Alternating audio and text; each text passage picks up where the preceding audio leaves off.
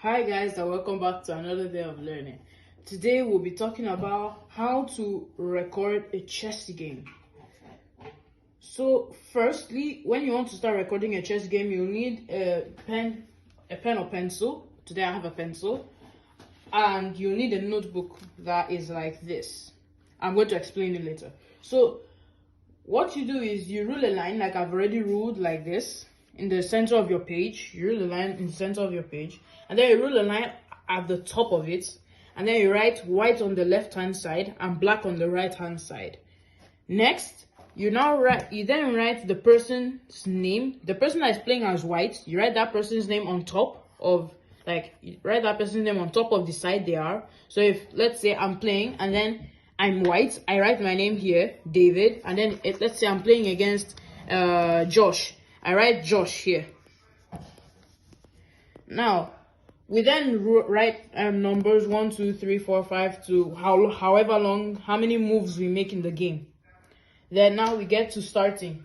So when we want to record a piece that is moving, let's say I decide to play my knight here.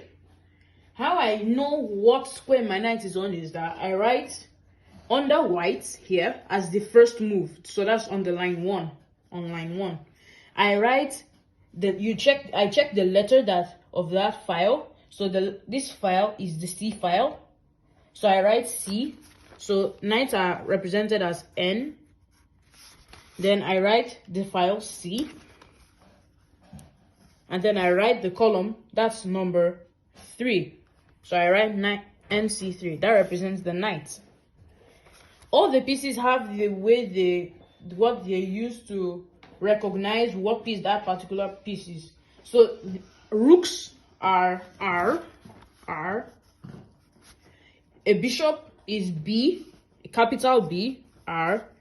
A queen is capital Q. A king is capital K.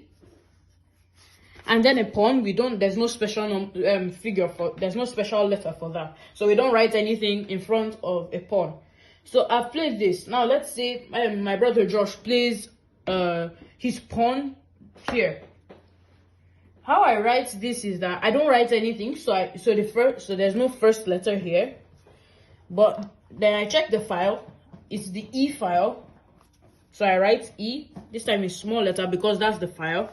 And then I write the number. So that's 5. E5.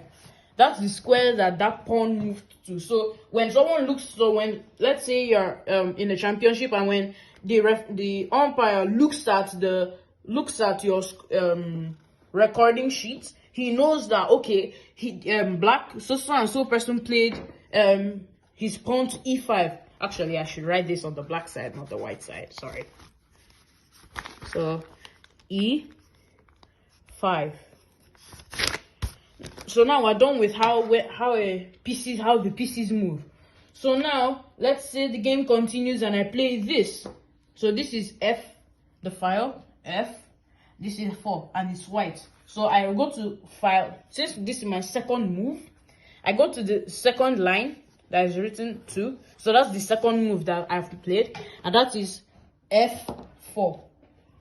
So I write F, small letter. Don't forget that you don't write anything in front. And F4. Let's say my brother Josh then decides to capture this pawn. Now things here get a little bit tricky. So because he's here, so for black, let's say black decides to capture the pawn.